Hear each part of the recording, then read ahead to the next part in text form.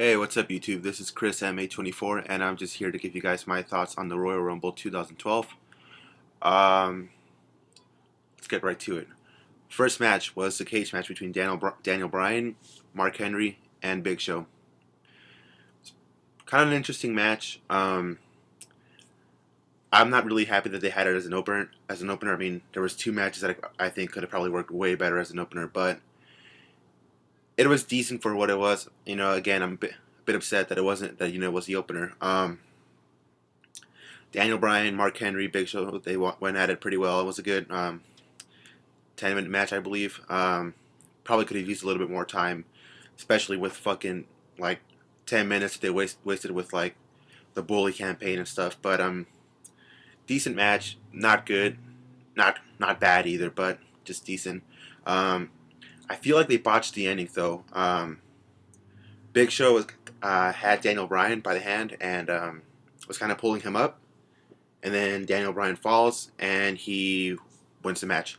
Uh, might have been planned out, might not have been planned, but I personally think it might have been botched. Who knows? Um, Second match was Kane and John Cena, I believe. Yes, Kane and John Cena. Um, God, let me just say, I knew this match was gonna suck. God, honest opinion, I think this whole Kane and John Cena angle is stupid, but man, it was bad, bad. Um, for me personally, I don't know. There might be some people out there who enjoyed it.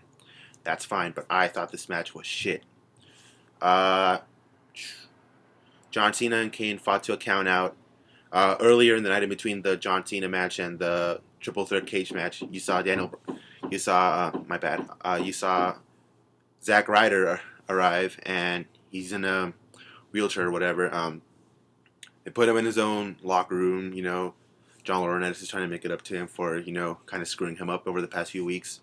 After the countout, Kane hits John Cena with his chair. He goes to the back, finds Zack Ryder's personal locker, breaks the door down, fucking grabs Zack Ryder and takes him to the front. Now, supposedly the angle is that Zack Ryder has a broken back, but Jesus, that guy was bending in so many angles and he wasn't even selling. I'm just saying, if a guy lightly kicks you in your back and it's broken, you would be fucking screaming in pain. You wouldn't be, oh, but whatever. I'm not interested in this angle. It was bad. I thought it sucked. Then came what I like to call the piss break. You had a Divas tag team match unannounced. It was Beth Phoenix, the Bella Twins, and God, Natalia. There you go. I forgot her name. I'm sorry. Versus fucking Kelly, Eve, and two other sluts. Whatever. Tamina and someone else. I don't know. I can't remember. I'm sorry. Uh, like I said, it was just one of those bathroom breaks where you just go to the bathroom, do your thing. Are you thirsty? Go grab a soda, whatever.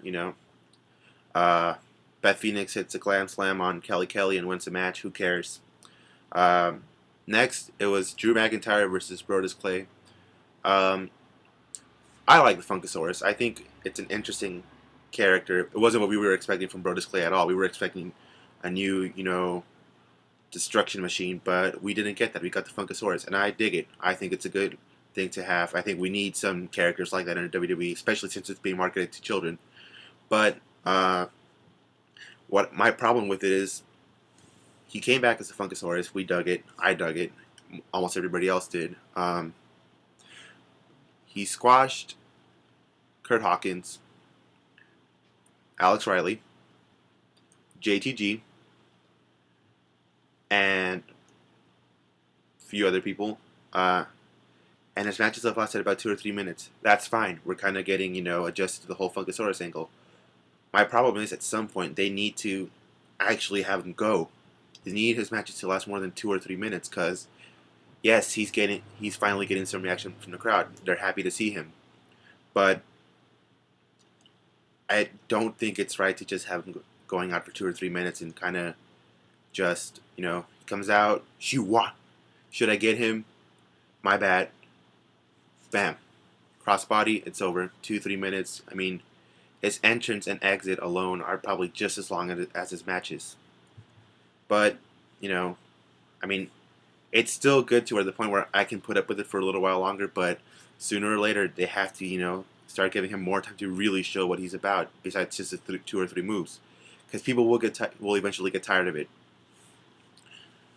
So in between all that, we have that whole Rock promo for WrestleMania, just wasting time really, where they could have given it to the Steel Cage match, where they could have given it to the next match, which was CM Punk versus Dolph Ziggler with John Laurinaitis as your guest ref. It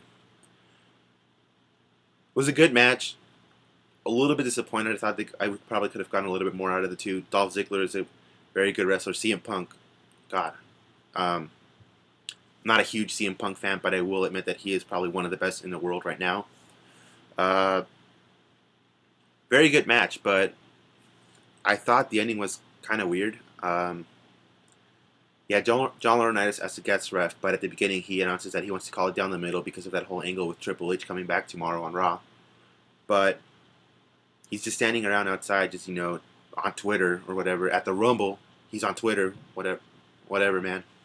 But the ref gets knocked out, and Punk hits a GTS on. No. He first does the Anaconda Vice on Ziggler, has Ziggler tapping out, but John Laurinaitis just on Twitter not paying attention. Then he hits a GTS, and and Laurinaitis is trying to bring the referee back up. He's trying to, wake him back up, but he doesn't notice a GTS. So Punk goes out and tries to, tell him, hey, I have him pinned. Ziggler tries to seek up for a roll up, but Punk reverses it. The crowd counts about 4 or 5 where he has him pinned again, and Laurinaitis is still trying to pick up the ref. And then finally, the ref is back in. Match goes on for about 2 or 3 more minutes before Laurinaitis and the ref both do the count. Well, Laurinaitis only counted from 2 to 3, which call me crazy, but it might be something where Laurinaitis tries to screw Punk by saying, I only counted till from 2 to 3, not the full 3 count, so it doesn't count. Whatever. Good match. Very good, but I wouldn't say great. I think we could have gotten more out of them, but, it was what it was. Finally, we get to what we were all looking forward to, which is the Royal Rumble match.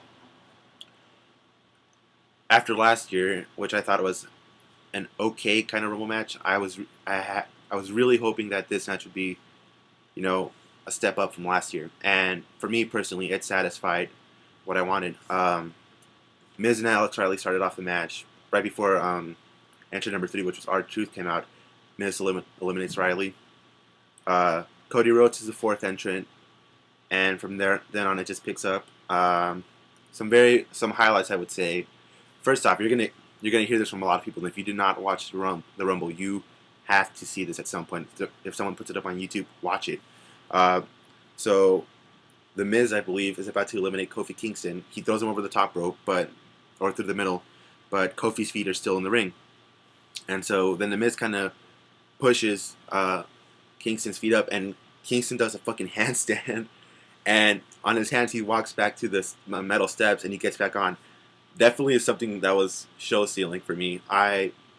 Probably the biggest thing that I will remember from that match, which was awesome. Definitely watch it if you can. If somebody puts it up on YouTube, I hope they do, because I would love to see that again. What else? Road Dogg coming back was very cool. Not too happy that they edited his music so they get the ass part out of the intro, but minor complaint for what was possibly a very good return from Road Dogg. He, as the crowd was saying, he still got it. He did his his moves, the shake, rattle, and roll, pump handle slam. Very cool to see. Lasted about maybe 2 or 3 other entrants afterwards before he finally got eliminated, but it's fine. Nobody expected him to win, but just the fact that Road Dogg was out there and he got a very good reaction from the crowd is something positive. Karma came back as well. I was very happy to see Karma. Funny thing, when me and my friends were watching it at first, when we heard that opening note of her song, we thought it was the Boogeyman, and we were marking out for a few moments, but turns out it's Karma, which was also very cool to see. She comes out, scares the shit out of Michael Cole. By the way, quick side note, Michael Cole, the King, and Booker T were doing pull double duty tonight. They were the announcers, and then they all were participants in the Rumble as well. Each got called up. King was first before he was eliminated by Cody Rhodes. Then Booker T was eliminated by, I believe it was The Miz. And then finally, Michael Cole comes in. He's walking around, yeah, yeah, yeah, for 2 minutes while everyone's fighting. And then Karma comes back, scares the shit out of him. He goes over the top rope and he's just standing there. Booker T and Lawler come back. They pull his feet and he's eliminated. But anywho, Karma coming back, something very cool to see. Uh, she eliminates Michael Cole. She eliminates Hunico. Yeah, Hunico. And she does her finisher on Dolph Ziggler, who also came back into the Rumble. Very cool to see, but she was eliminated eventually by, I believe, The Miz or Cody Rhodes, one or the other. Cody Rhodes and The Miz lasted from. Cody Rhodes came in at number 4, The Miz came in at number 1, and they got eliminated by the number 30 entrant, which was the Big Show. They lasted a long time, and it was very cool to see them in the Rumble for that long. They're getting the push that they really deserve. What else? Randy Orton comes back, gets a very big pop. Not the biggest Randy Orton fan, but I'm not a huge hater either. Very cool to see. He eliminates Wade Barrett, which kind of sucked. I wanted to see Barrett last much longer. He didn't. And Jericho comes back as number 29, gets a pretty good reaction from the crowd as well. Your final 4 are Big Show, Randy Orton, Sheamus, and Jericho. Big Show's first eliminated by Randy Orton, I believe, and then Orton is eliminated by Jericho, if I'm not mistaken. So it comes down to Jericho and Sheamus. They go at it for a good amount of time. Usually the final 2 last for 2-3 minutes. Never, they usually don't go very long. The only times they have is Michaels, Undertaker, Triple H, and Angle lasted for a little bit before Angle was eliminated by Triple H in 2002. But yeah, they had a very, very good amount of time between the both of them, and you were really on the edge of your seat. Now, I personally, as well as probably 99% of the IWC out there, thought that Jericho was going to win this match. Surprise, surprise, WWE decides to throw us a curveball and has Sheamus win the Rumble. Now, a few people are actually kind of upset about this, but I personally thought that Sheamus winning the Rumble was something very positive for him. He's kind of been stalling, just fighting Jinder Mahal week after week, and we're all kind of tired of it. And he needed something to kind of boost his character back up because he's kind of been stalling. So I think this is what he deserved. I think Sheamus winning the Rumble is a very good thing, and a lot of people are saying, oh, that Jericho's push is now ruined. Well, he just came back, and he's a huge star. I'm sure he'll be fine with being the final person eliminated, lasting, maybe 10 minutes. He came in at number 29. He'll be good. Don't worry. You'll still get your CM Punk, Chris Jericho match at WrestleMania. You're fine. It looks like I predict that Sheamus will probably be going after the SmackDown title, and currently Daniel Bryan holds it, so we might be seeing Daniel Bryan and Sheamus at WrestleMania, which is fine as well. Overall, I thought it was a good pay-per-view, much better than last year. We probably could have done without the 10-15 minute promos for The Rock at WrestleMania and the Bully campaign, but it's fine, really. WWE does their own thing, whether we like it or not, but we're also watching.